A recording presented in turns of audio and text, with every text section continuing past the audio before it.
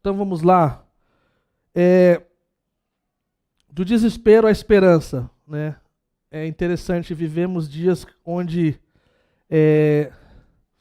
centenas de anos, né, atrás, e como eles reverberam de forma tão atual, né? O evangelista Billy Graham, ele costumava dizer que a Bíblia é tão atual quanto o jornal do dia. Porque a Bíblia é o único livro capaz de mexer e tocar de forma como se 1000 anos atrás fosse agora. Então a gente vai olhar para o texto de Abacuque capítulo 1 e a gente vai ver que assim, não é coincidência, não é semelhança, é a forma como o mundo está se desenvolvendo. Uma parte com Deus e outra parte sem Deus. Então, quando nós estamos pensando e orando e olhando para esse texto acerca do... Tinha vários temas que poderiam ser abordados, né? Como o silêncio de Deus, como o medo, quando Deus fala o que eu não quero ouvir. Eu poderia ter um monte de temas. Mas esse do desespero à esperança é um que fez muito sentido, especialmente para mim, diante desse cenário que a gente está vivendo. Então, o Lucas deu a introdução do livro, né, e falou dos primeiros 4 versículos. Então, assim, eu não vou entrar neles, só gostaria só de apontar-nos para algumas coisas, né? Então, essa primeira parte é a primeira queixa do profeta. O primeiro problema, na verdade, é uma queixa tecida de problema. Tipo assim, não está ok. Não é simplesmente uma dúvida, uma coisa, é uma coisa assim, ofensiva, né? O Tim Keller fala que é como se fosse um semipalavrão diante de Deus, de tanto problema e questionamento diante dessa questão do mal, do problema do mal e da questão de Deus, como Deus lida com o mal, com o problema do mal. E então no versículo 2 ele fala assim: até quando, Senhor, clamarei por socorro sem que tu ouças? E eu garanto que todo mundo aqui nessa sala, e todos os que vão assistir o vídeo, e todos que porventura um dia vão ter acesso a essa parte do que a gente está ensinando, já teve nesse lugar. Já teve nesse lugar de falar: Senhor, você não está me ouvindo, eu estou clamando, e o Senhor parece não estar fazendo nada. Então, a gente vê que Abacuque, ele olha para algo que é bem real na vida do povo qual ele vivia. Nós costumamos dizer acerca do estudo indutivo, e agora, graças a Deus, os homens e as mulheres estão tendo oportunidade de aprender o método. A gente é introduzido pelo profeta por algumas palavras que vão ser repetidas durante o capítulo: violência, maldade, injustiça. Então, se você está rabiscando a sua Bíblia, essas e muitas outras palavras são de extrema importância. Ele fala: até quando gritarei a ti violência? Versículo 3: porque me fazes ver a injustiça, a destruição e a violência, a forma que os ímpios prejudicam os justos. Então a gente parte então da introdução de domingo passado, já para essa segunda parte do livro, olhando para 2 coisas, 3 na verdade. E o cenário é: a palavra de Deus estava sendo negligenciada, a violência e a injustiça estavam dominando de forma muito visível, e a gente vê uma liderança corrupta, o qual a gente vai ver a descrição do profeta, como eles lidavam com as coisas, o qual nos lembra muito os dias de hoje. Então, algumas razões, né, ele pergunta: por que mostra iniquidade e me faz ver essas coisas? Essa é uma pergunta importante para a gente. É uma pergunta tão importante porque é uma pergunta excelente. Por que que Deus permite que eu e você vejamos problemas, injustiça, iniquidade em nós mesmos e nos outros? É uma pergunta incrível. Não é uma pergunta que normalmente nós acordamos e nós oramos, tipo assim, Senhor, que tipo de problema eu estou causando para alguém? E que tipo de problema fulano está causando para... E aí a gente olha para algumas coisas antes de nós entrarmos no texto. Algumas razões pela qual Deus permite que vejamos o mal em nós mesmos. Para nos manter humildes. Isso é uma coisa boa. Porque se a gente não conseguisse enxergar o mal na gente, a gente está num lugar muito pior no orgulho.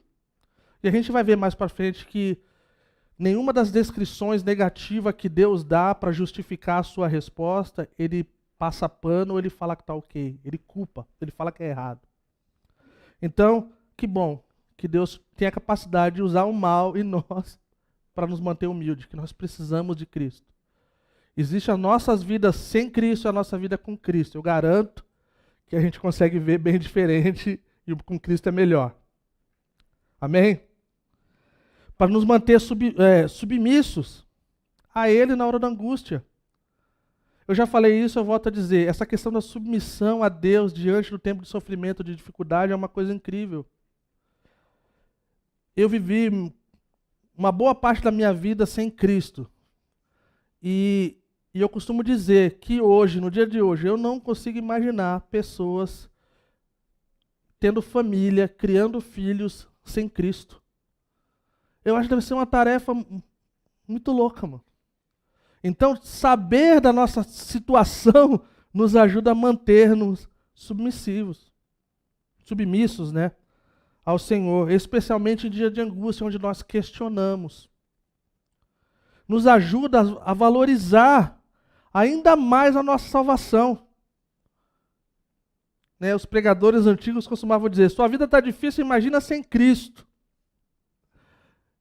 Com Cristo não é um mar de rosas, mas sem Cristo é pior. Eu não consigo imaginar como deve ser, tipo assim, cara, diante de algum acontecimento, para quem correr? Para onde ir? E os bares, as drogas, a pornografia desenfreada, são um exemplo disso, dos lugares onde nós corremos sem Cristo. Algumas razões, então, pelas quais Deus nos permite ver a iniquidade nos outros.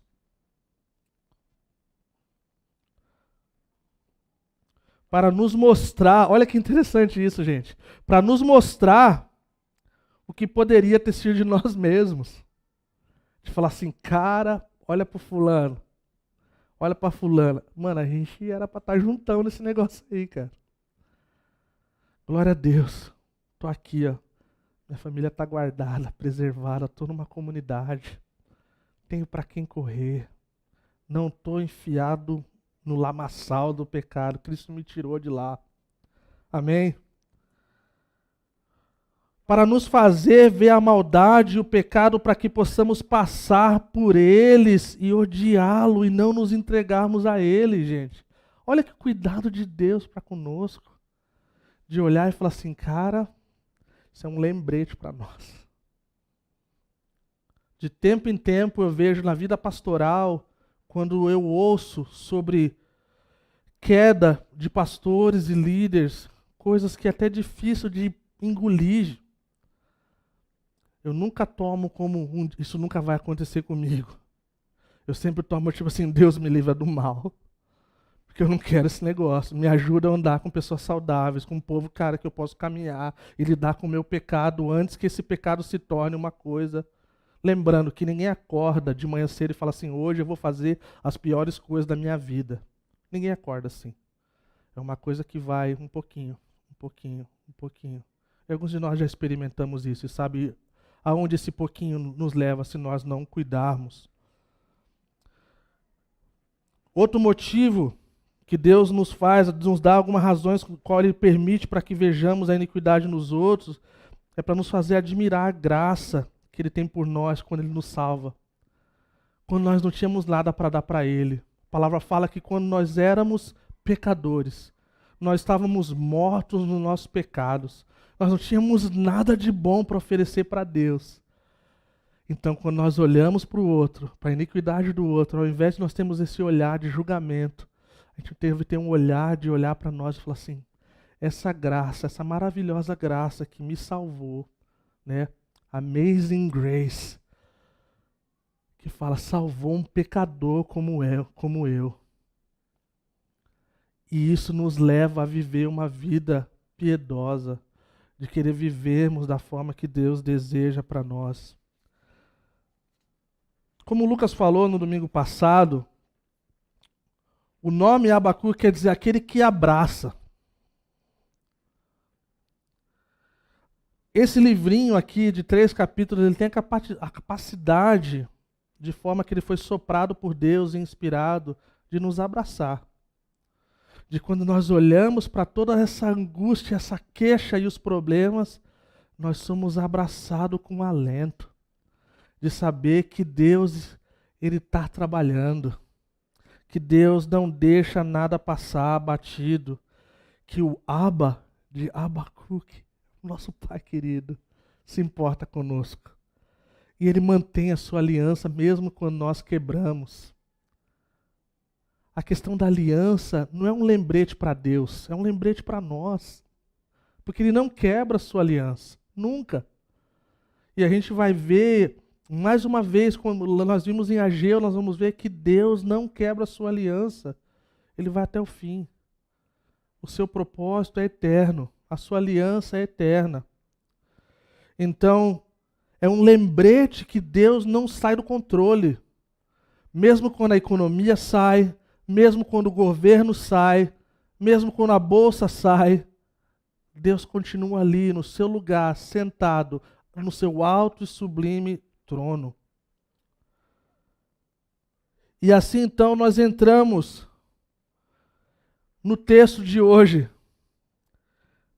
lembrando que no domingo passado o profeta estava de cara com o que ele estava vendo na terra, e agora ele fica numa bad acerca do que ele ouve do céu. Ele fica atribulado, ele fala, Deus está em silêncio, agora Deus fala, ele fica mais atribulado. E isso é algo que a gente vai poder olhar e saber que nós somos assim de alguma forma também, né? Quando Deus está em silêncio, parece ruim, aí ele fala, mas não é aquilo que a gente gosta, aí fica pior.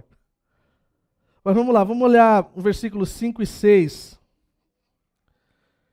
E a gente vai ver a resposta de Deus para o primeiro problema, para a primeira queixa, que diz assim, olhem as nações e contemplem-nas, fiquem atônitos e pasmem, pois nos dias de vocês farei algo em que não creriam, se lhe fosse contado. Estou trazendo os babilônios, nação cruel e impetuosa, que marcha por toda intenção, por toda a terra, para apoderar-se de moradia que não lhe pertence. Então a gente é introduzido a um primeiro versículo aqui dessa segunda sessão, e a primeira coisa que nós podemos observar como estudantes das Escrituras é que esse texto é extremamente mal interpretado no meio neopentecostal e triunfalista.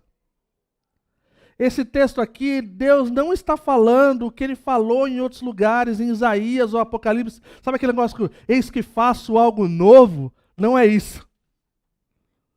Não é isso, gente. É tipo assim, eu vou mostrar para você o que é o julgamento, só que o julgamento vai ser diferente. Eu vou trazer alguém que é pior do que vocês, é pior do que o que vocês estão fazendo. Essa é a ideia do texto. Então, a gente vê que há essa questão, né, nos lugares onde é mais triunfalista, a questão da prosperidade, a questão neopentecostal, né, em geral, que não dá para ler esse texto isolado, mas a coisa boa é, como estudante das Escrituras, é só continuar lendo o texto, que aí fica tudo certo. Não precisa nem de comentário bíblico, não precisa ir para o original, entendeu? Algumas versões, talvez diferentes, fiquem mais claro, tá? Então, assim, a mensagem, o qual eu amo, já falei, não preciso defendê-la, Todo mundo hoje está perguntando, cara, que texto é esse aí, cara? Que legal que você postou, cara. É um comentário, o que que é? Eu falei, cara, é um negócio que eu sempre falei, é a mensagem. Tá? Que aí o Eugene Peterson coloca assim, o primeiro a 4 versículo, ele fala assim, a justiça virou piada. Do versículo 5 a 11 ele fala assim, Deus diz, olhe. E aí ele segue adiante. Então, o David Guzik, ele coloca assim, entendendo a ideia de algo bom demais para ser verdade. Normalmente as pessoas olham assim, mas olha como é que é. Mas não é isso que Deus quis dizer aqui. Isso era algo como, é muito ruim para ser verdade. Uma obra de julgamento tão surpreendente que Abacuque teria dificuldade de acreditar. Eu estava tentando ver alguma coisa que fizesse mais sentido para a gente, mas para evitar ser injusto em algum comentário, de falar, sei lá, dos argentinos, ou parecer, sei lá, vai dizer que está sendo preconceituoso com os irmãos, ou coisa do tipo, mas assim, não vou usar nenhum, vou usar os babilônios mesmo, os caldeus, tá bom? Que era o povo inimigo de Deus, todo mundo sabe, através das escrituras, Deus não tinha problema de falar que esse povo era contra ele não tinha problema, continua não tendo, mas ele está falando de algo que seria tão surreal para o profeta acreditar. De pensar, cara, qualquer outro povo tá beleza. Mas os caldeus, algumas versões falam, né? Os caldeus, os babilônios, é outro esquema. Se a gente para estudar um pouquinho sobre quem era esse povo da Babilônia, a gente vai ver. Aqui nesse texto a gente já vê o suficiente, mas assim, tem muito mais. Os caras construíam cidades diante de toda essa coisa que é citada aqui de maldade e coisa do tipo, né?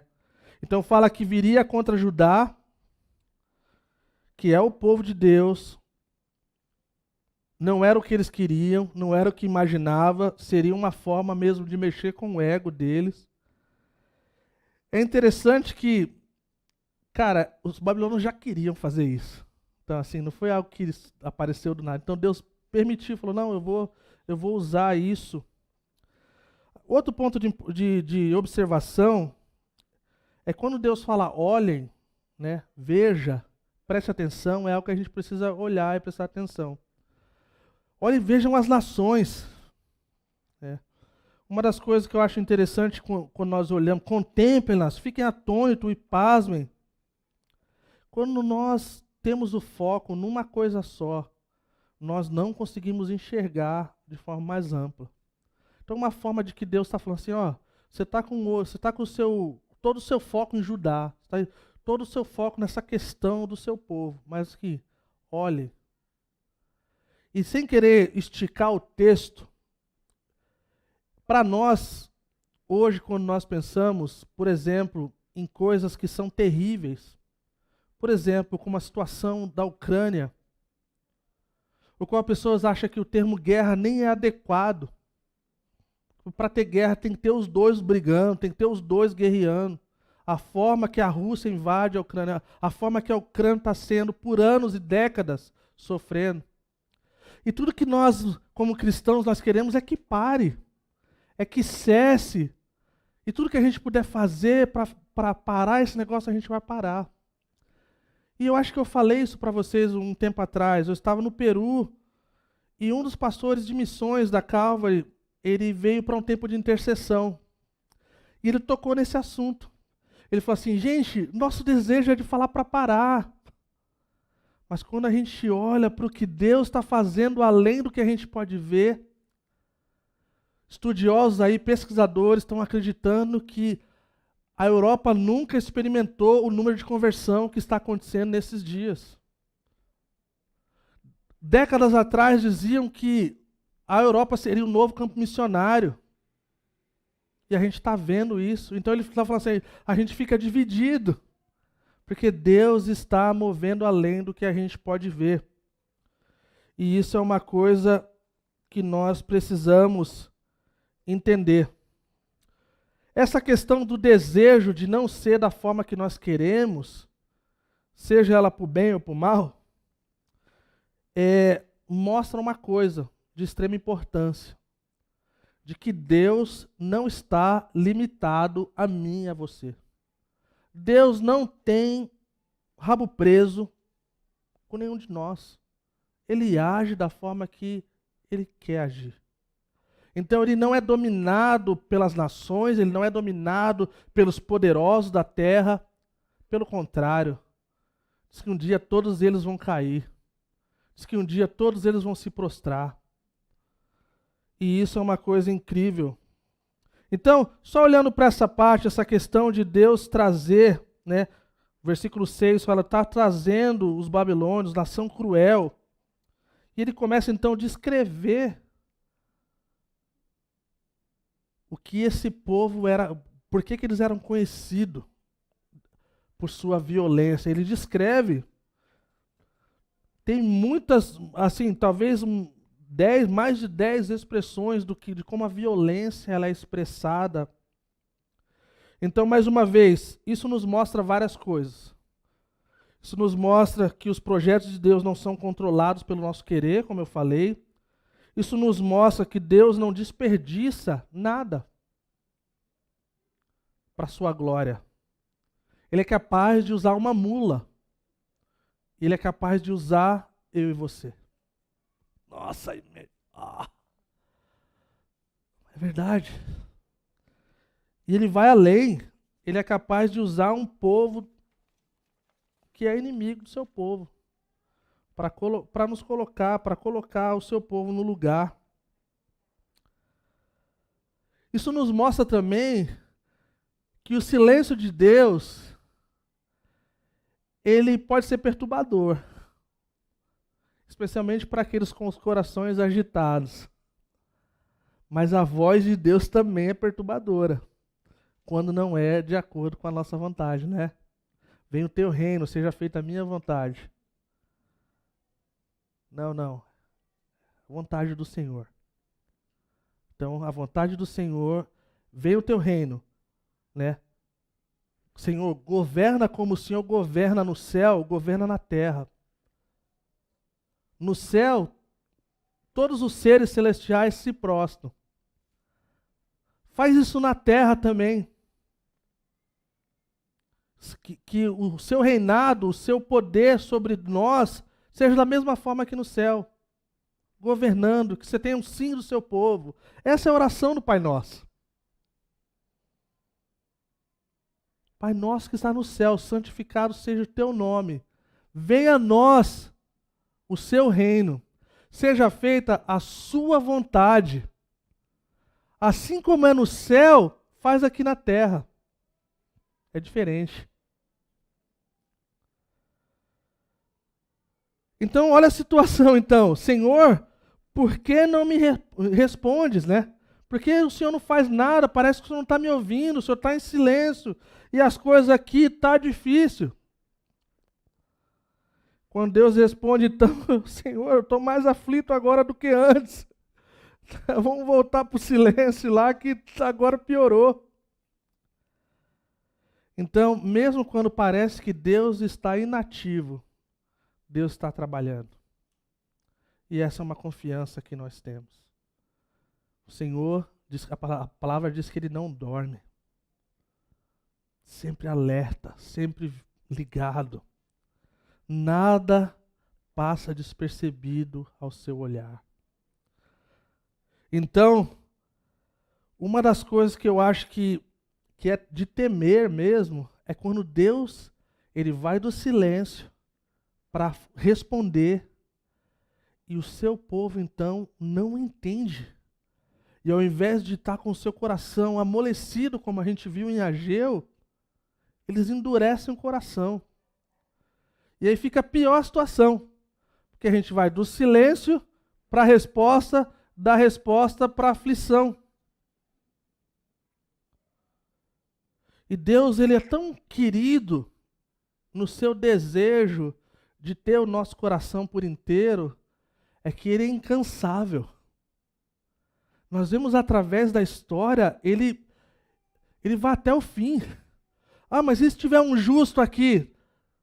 Ah, mas e se tiver tanto aqui? Cara, Ele vai até o final, para não deixar o seu povo perecer. Então a gente vê que o que está acontecendo aqui com Judá, que era o povo da aliança, eles já haviam sido advertidos antes, gente. Não há nada acontecendo aqui que não havia sido advertido antes. Se você quiser ver depois, nós não temos tempo para ler, mas, por exemplo, Deuteronômio 28, 14 e 15. A gente vê no Salmo 89, de 30 a 37, que o povo da aliança, eles iriam padecer se eles apartassem da aliança, mas que Deus não iria quebrar a sua aliança. E que a disciplina de Deus viria sobre o povo que apartasse da aliança.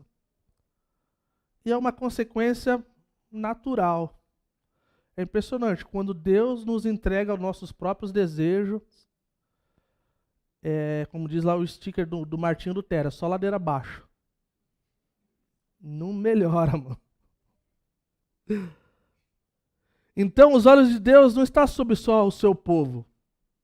Ele está sobre todos os homens, em toda a terra e todas as nações do mundo. E isso é algo incrível da parte de Deus. Então, quando Deus fala, olhem, né, vejam, Deus nos mostra algumas coisas.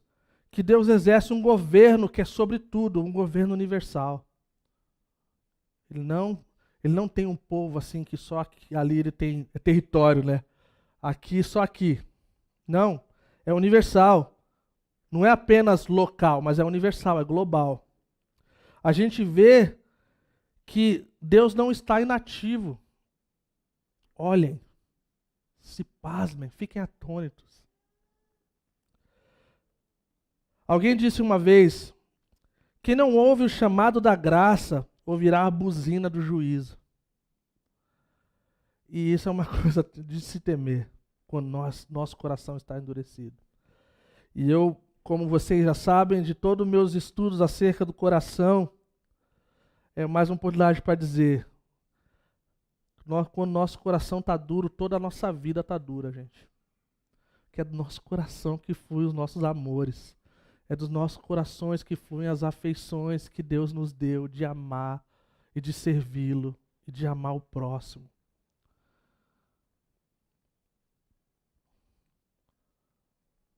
A obra de Deus, ela produz espanto muitas vezes. Ela vem de forma surpreendente, muitas vezes contrária ao que nós imaginamos de forma romântica. E sempre quando eu penso nisso, eu penso assim, cara, não sei se vocês já pensaram nisso, eu espero que já tenham pensado. Que bom que Deus não nos dá o que nós muitas vezes oramos e pedimos, não é verdade, gente? Imagina como seria essa sala hoje, se nos últimos 10 anos aí Deus tivesse, cara, dado resposta pra gente sobre o cara. Ia estar estranha essa sala. Meus bacurizinhos iam ser diferentes. Entendeu? Nosso trabalho seria diferente. Muita coisa ia ser diferente. E na época talvez a gente não entenderia. Mas hoje quando a gente olha para trás, a gente fala, glória a Deus, aleluia, o Senhor é bom. Não é verdade? Então Deus nos guarda, Deus nos livra do mal, desde que o nosso coração esteja amolecido e procurando entender a sua vontade, mesmo quando a sua vontade não é a nossa. O pastor Larry já pregou aqui várias vezes, é um dos senhores muito querido, qual foi um mentor para mim por muitos anos, um dos pioneiros da Calvary aqui no Brasil. Hoje está aposentado na sua fazenda lá no Oregon, um cara extremamente profético. E ele falava assim, sempre quando você se deparar com as Escrituras e com Deus, e parecer que as Escrituras estão erradas e Deus está errado, acione o lembrete de que é quem está lendo o negócio que está errado, é quem está errado. Então isso é um lembrete para nós. Amém? A obra de Deus também pode trazer uma sensação de incredulidade, porque fala que eles não acreditariam, não creriam. Ó, se eu tivesse anunciado isso aqui antes, você não ia crer, porque é muita loucura. Como eu falei, que pena que não tem um exemplo mais assim, nem o chat GPT me deu um exemplo assim, sem querer parecer xenofóbico, uma coisa assim, né?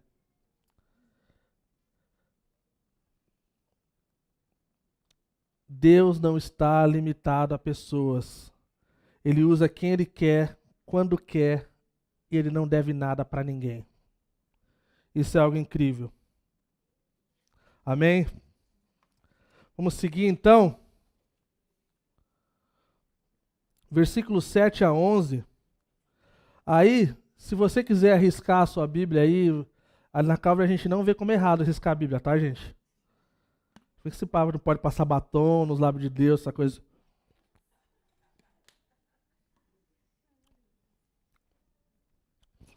Diz assim.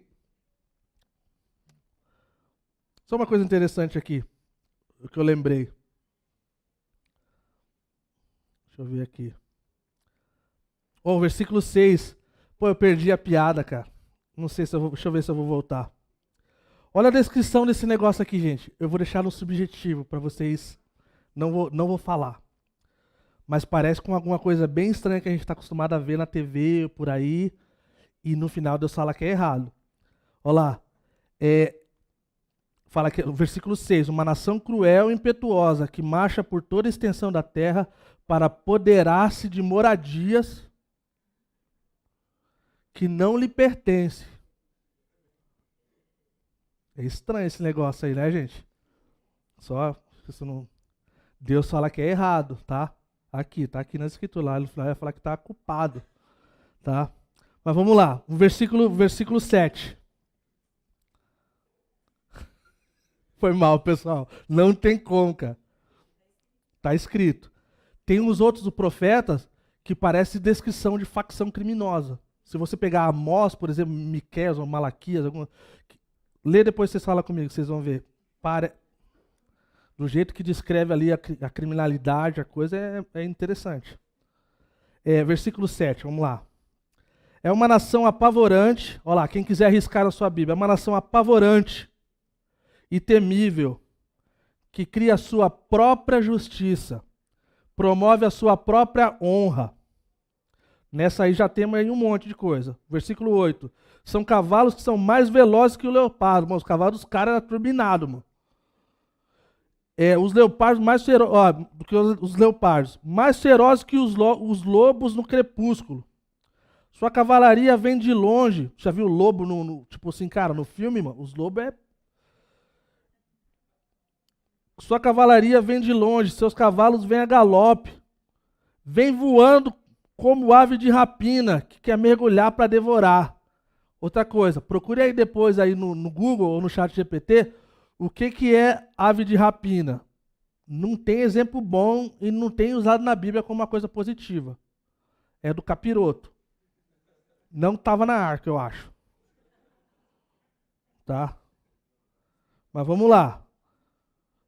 Versículo 9. Todos vêm prontos para violência. Mas, de novo a palavra violência. Suas hordas quer dizer multidão, um grupo de pessoas. Tá? Não faz parte do nosso vocabulário, mas tive que procurar no dicionário. Vamos lá. Avança como o vento do deserto. A gente não sabe como é o vento do deserto. E fazendo tantos prisioneiros como a areia da praia. Então, assim, gente, fazer tantos prisioneiros como a areia da praia. É muito prisioneiro, gente. Versículo 10. Menosprezam os reis, menospreza é outra palavra, os reis e zombam dos governantes. Riem, com R maiúsculo, de todas as cidades fortificadas, pois constrói rampas de terra e por elas as conquistam. Versículo 11. Depois passam como vento e prosseguem, homens carregados de culpa. É errado invadir o terreno dos outros. E quem tem por Deus a sua própria força. Tipo assim, cara, eu sou Deus. É tipo assim. Olha aqui para a gente aqui somos deuses. Então vamos lá, 8 características, só 8. Podia ir muito mais além, tá? Os bichos eram cruéis. Quase falei um negócio que eu ia deixar no subjetivo. Eles são expansionistas, né? Eles invadem os terrenos, eles dominam os negócios. Tá aqui, tá escrito aqui. Eles são implacáveis, eles são assim, cara, os caras trazem pavor e é terrível. Eles são absolutistas, algo que a gente pode se relacionar. Fala que eles são as suas próprias leis. Aí, cara, pastor ouve direto essas coisas, gente. Não, porque, sabe, a Bíblia fala isso, mas assim, sabe, eu acho que é assim. Isso é ser absolutista. Eles eram suas próprias leis, eles eram seus próprios deuses, eles regiam da forma que eles queriam regir. Eles eram irresistíveis no sentido de que, cara, no versículo 8 lá fala que os cavalos dos caras eram turbinados e os caras tinham os lobos ferozes. Então assim, ninguém pegava os caras. Eles eram conquistadores insolentes. A gente vê do versículo 9 a 11. E eles eram megalomaníacos.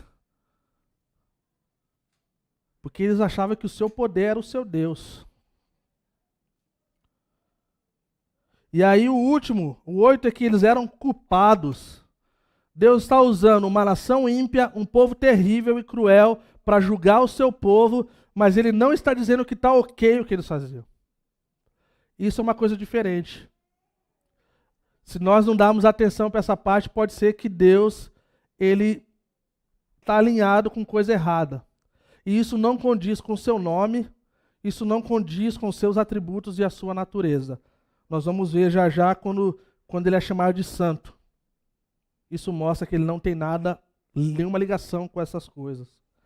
Um comentarista falou que os babilônios eram arrogantes, colocando-se no lugar de Deus, eles chegaram a promulgar o seu próprio direito e a honrar a si mesmo. O poder e o orgulho com frequência caminham juntos.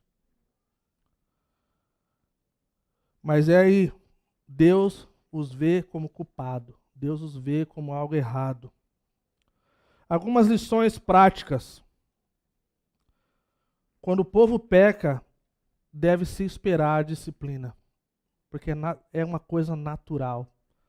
Deuteronômio 11, 28 nos diz isso. Outra coisa, se o povo de Deus é disciplinado por seus pecados, os inimigos de Deus não podem ter esperança de escapar do julgamento divino. Se o próprio povo de Deus passa por julgamento, como será aqueles que não são povo de Deus? Essa parte que para mim é a parte que descreve quão interessante é. Deus pode lançar mão de instrumentos estranhos para disciplinar o seu povo. Eu estava pensando, cara, isso acontece até hoje. A coisa mais terrível, gente, para um cristão é ser repreendido por um não cristão devido à sua atitude não cristã. Não sei quantos de vocês já passaram, mas isso é uma coisa, gente, é bizarro. Você imagina, tipo assim, por exemplo, a gente sempre usa exemplo de casal e coisa com criança aqui, gente. Eu estou tentando pensar do outro jeito para vocês aí, os novinhos, a galera que quer casar, a galera que está solteira e tal. Pensando num exemplo que faz sentido. Mas assim, pensa numa coisa geral, tá? É para todo mundo, Imagina, cara, eu não vou nem dar os nomes das coisas para não falar coisa de casal, não sei o que lá. Imagina você numa situação, num lugar, numa hora errada, fazendo coisa errada, cara. Aí chega seu amigo do trabalho lá e fala assim, pô, cara, ô guria, tá pior que eu, mano. Pô, mano, fala um monte de coisa pra mim durante a semana aí, mó santarrão, mano, mó santarrona. Olha aí, ó. Tá certo, hein? Aí se o coração não ferir, aí tá bravo. Mas se ferir, dá para ir pro Senhor, e o Senhor perdoa e derrama graça. E aí se for para outro lugar, os caras vão ungir com óleo galo.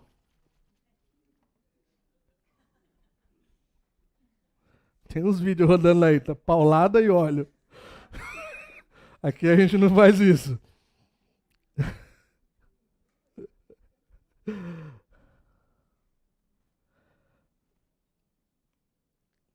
A exaltação de si mesmo é o último engano dos corações tolos. Sabe aquele pessoal, o ditado, né? O pior cego é aquele que não quer ver. Sabe aquela coisa de você estar num lugar errado e você estar enganado como se você estivesse certo. E você caminha, e você caminha, e você caminha, e quando você vai ver, você fala assim, nossa, cara.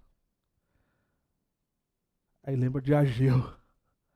Tô plantando, não tô colhendo, tô trabalhando pra caramba, mas tô colocando o meu salário numa bolsa furada, cara, e as coisas não vai pra frente, cara, e a coisa...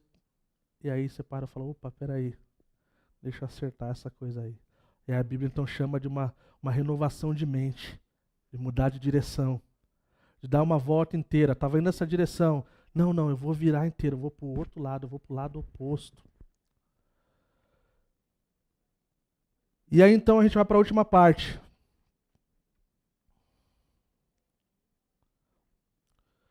No versículo 12 a gente vê então o segundo problema. O Eugene Peterson na Bíblia, a mensagem, o subtítulo é tipo assim, cheio de si, mas de alma vazia. Ele começa o capítulo 2 assim. Mas vamos lá. Vamos ler, né, para dizer que eu não li nenhum texto depois. Versículo 12 diz assim: Senhor, tu não é desde a eternidade, meu Deus, meu santo, tu não morrerás, Senhor. Tu designaste essa nação para executar juízo. Ó rocha, determinaste a ela que aplicasse castigo. Teus olhos são puros, que não suportam ver o mal. Não podes tolerar a maldade. Por que toleras então esses perversos? Por que ficas calado enquanto os ímpios engolem os que são mais justos do que eles? A humildade. Tornaste os homens como peixes do mar, como animais que não são governados por ninguém. Esses ímpios puxam a todos como anzóis, apanham-nos em suas redes e nelas os arrastam. E então alegram-se e exultam.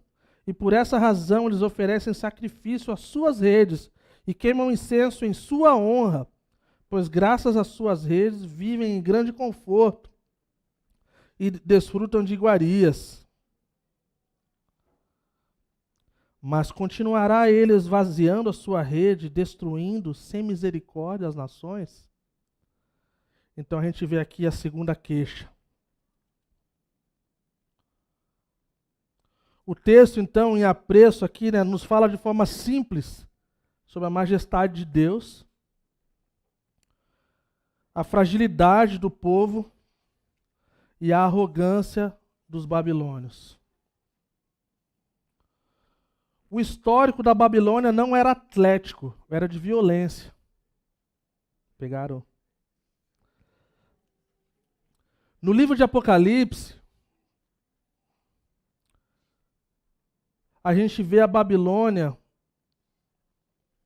de forma muito significante. A gente vê que é mais do que um ponto geográfico. A gente vê a Babilônia como algo de oposição humana a Deus. Você pode ouvir no reggae lá, os caras falam muito Babilônia é outro esquema. Mas a Babilônia, ela representa tudo que é contra Deus. Essa é a ideia. Então a Babilônia destruiu muitos povos, edificou muitas cidades com sangue, fez com violência como estilo de vida, até mesmo a sua religião é estruturada no seu ego, em si mesmo.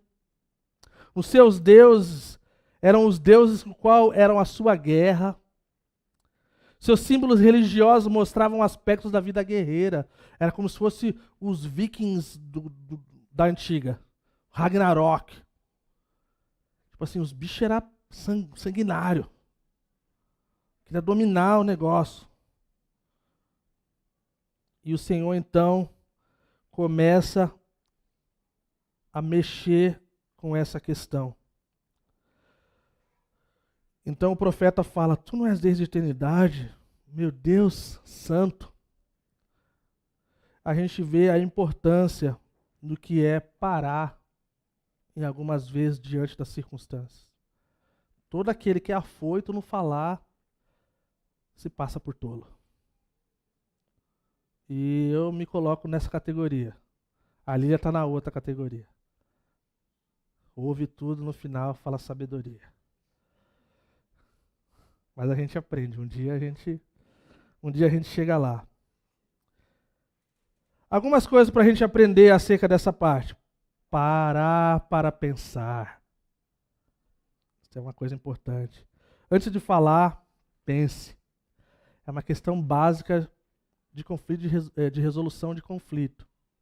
Para que eu vou falar isso? O que vai dar isso? Qual o propósito disso? Já ajuda bastante coisa. Reafirme os princípios básicos. Ao pensar no problema, não comece com o problema, volte para o básico. E aí eu toco na questão de que vocês não vão me ouvir cansar do que eu repito acerca de uma boa teologia. Saber quem Deus é, ter conhecimento de Deus, nos faz navegar diante de dias tribulosos. Deus, tu és santo. Quando um profeta no Antigo Testamento está se referindo a Deus como santo, está falando assim, Deus, você é completamente completo em tudo. Não há sombra, não chega nem perto de nada que é ruim. Então a gente vê aqui o que deixa muito claro e parece apontar-nos que Abacuque era um levita, porque parece um salmo. E a gente vê como essa questão que ele fala que a nossa rocha sólida. E ele começa, dizendo as coisas, descrevendo o caráter de Deus. Então, nós paramos para pensar, nós reafirmamos os princípios básicos do que cremos acerca de Deus e do seu caráter, nós aplicamos então. Quer saber? Eu tenho consciência disso, Deus não é assim. Eu estou me sentindo condenado, eu estou me sentindo que eu estou indo para o inferno. Pô, mas Deus não me condena. Ele falou que não há condenação para quem está em Cristo, eu estou em Cristo. Mas o mundo é contra mim. Mas maior é o que está em mim do que aquele que está no mundo. Vocês estão vendo como a verdade é capaz de fazer com que a gente lide com esses tempos?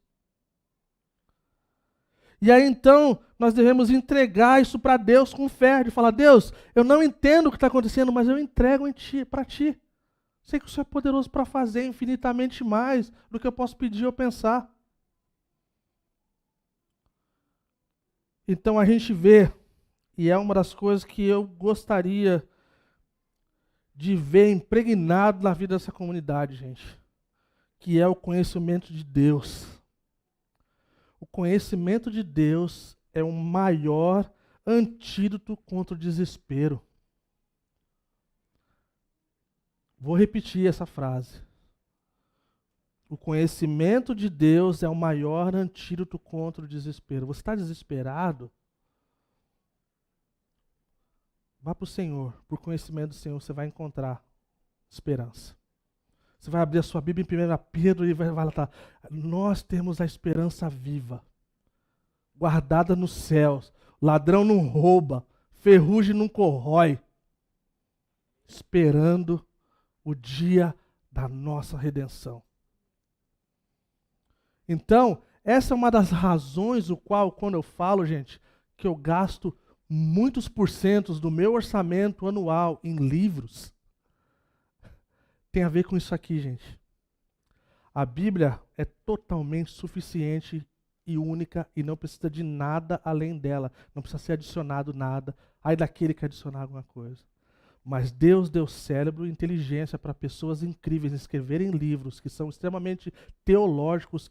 Teologia quer dizer um estudo sobre Deus. Então, nós estamos navegando nesse dia, nós temos muita porcaria nos púlpitos. Se você ficar ouvindo coisa de comunidade, se ficar ouvindo coisa de neopentecostalismo, de triunfalismo, de prosperidade, quando você for lidar com a situação, você vai falar assim, putz, eu sei, eu estou errado mesmo. Porque eu não estou prosperando coisa nenhuma. Sou dizimista, estou ofertando e não estou prosperando, mano. Pô, dei não sei o que lá para a igreja, mas não estou ganhando carro novo, mano. Nem carro velho o pastor tem, mano. E aí você começa tipo assim, cara, o bicho está certo. Então, fica o encorajamento, tipo assim, cara, quem já foi na minha casa sabe, gente. Cara, agora eu estou indo para a segunda estante. E não existe nada mais precioso para mim quando alguém vem, senta à minha mesa e começa a compartilhar algo. E aí eu vou lá e puxo. Esse aqui é bacana, pega lá. Não é emprestado? Não, é dado. O pastor não empresta livro. Porque tem uns que não devolvem e fica chateado. Então a gente dá. Então o conhecimento de Deus é o maior antídoto contra o desespero. O desabafo é uma coisa incrível, gente. E aqui na Calvary, algumas pessoas que vêm de outras igrejas têm dificuldade, porque a gente se refere a Deus como você, como tu. A gente não muda a voz, não engrossa, não afina, sabe assim, a gente fala com Deus como a gente fala com os irmãos, com as irmãs. Lógico, com uma reverência diferente, é lógico que sabendo quem Ele é. Mas a gente pode ir para Ele e desabafar, falar, Senhor, estou cansado, Senhor, não aguento mais, Senhor, minha vida está uma droga, Senhor, eu não aguento mais aquele cara no meu trabalho, cara, aquele cara lá é o Satanás, todo dia, entendeu? Então o desabafo pode ser uma experiência libertadora para muitos de nós que gostamos de guardar e retrair. Há quem diga que é uma forma de terapia, o qual eu acredito. Quando nós expressamos, muitos de nós guardamos coisas no nosso coração, e quando nós então expressamos, parece que um alívio vem sobre nós. Não é verdade? Então, a única coisa que nós precisamos cuidar é que Deus não é contra, eu sempre falo isso, Deus não é contra curioso e questionador. Deus é contra a incredulidade. Então nós precisamos discernir o que é questionar a Deus e o que é ter incredulidade. Incredulidade é diferente. A incredulidade, ela nos faz abandonar Deus. Ela nos faz ter rebelião contra Deus. Ela nos faz colocar Deus na parede. O questionamento não. O questionamento, a gente continua no mesmo lugar como crente, a gente continua na mesma caminhada, sem entender algumas coisas, mas sabendo que um dia todas essas coisas vão estar claras para a gente. E outra coisa acerca incrível das Escrituras, é que quanto mais você lê as Escrituras, você pode ler o mesmo texto a sua vida inteira, vai ter algo diferente para cada tempo da sua vida, aquele mesmo texto. Então por isso a gente está encorajando a igreja, toda semana.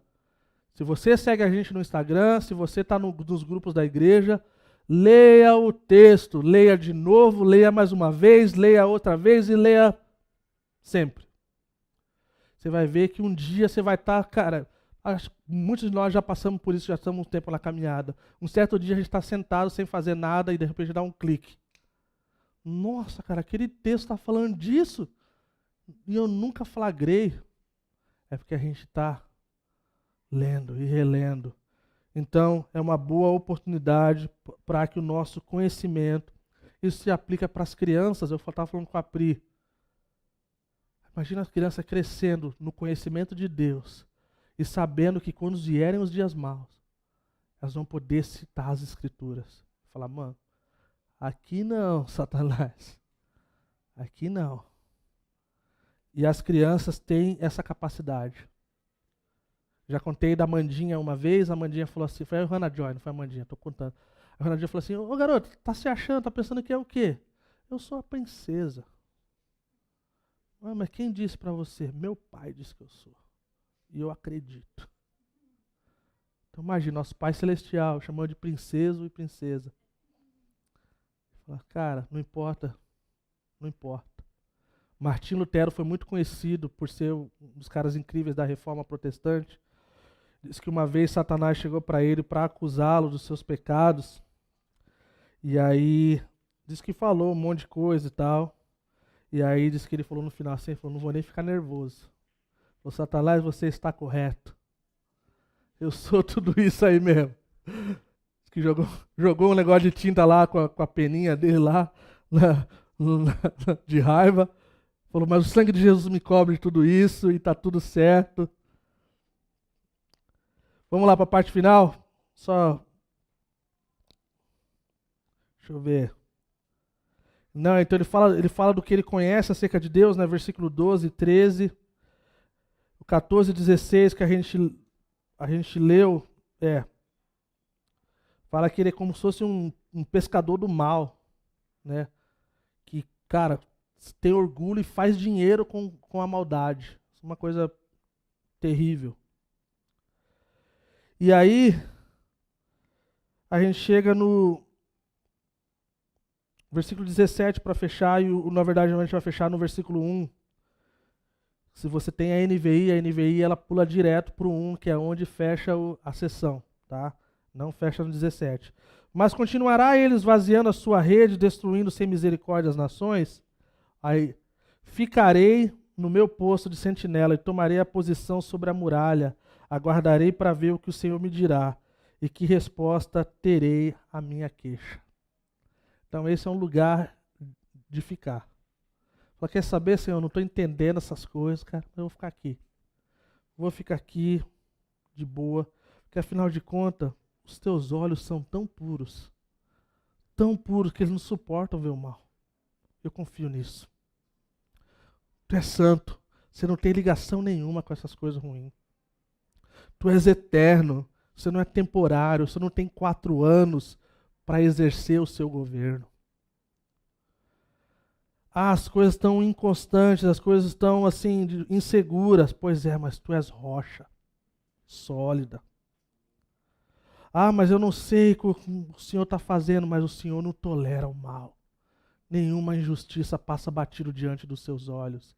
E seja como for, aonde for, Ele vai cumprir o seu propósito. E aí todas essas descrições, sabendo de que o caráter de Deus é de bondade, para salvar, para curar, para libertar.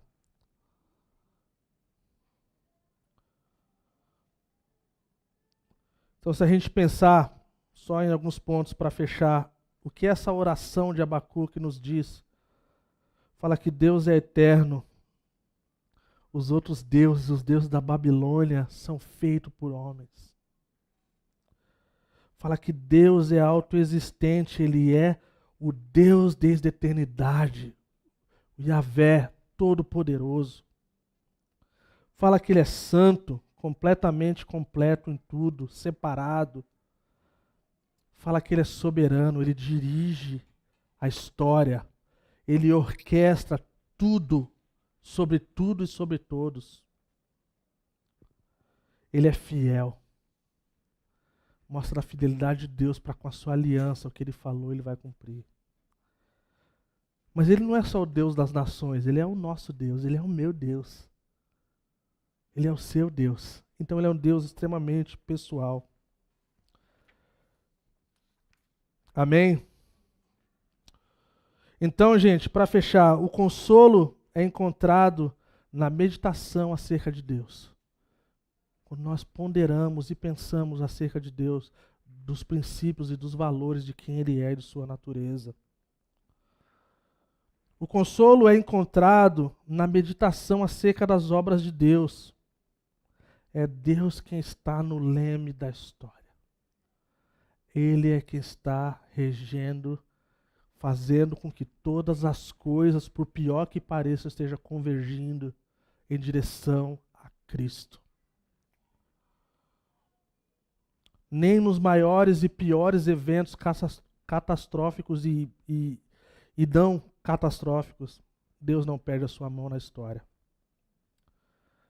O consolo de Deus é encontrado no conhecimento dos propósitos da soberania de Deus. Deus é soberano sobre todas as coisas. Ele faz o que lhe apraz. É por Ele, para Ele e por Ele, todas as coisas. Amém? Vamos colocar de pé.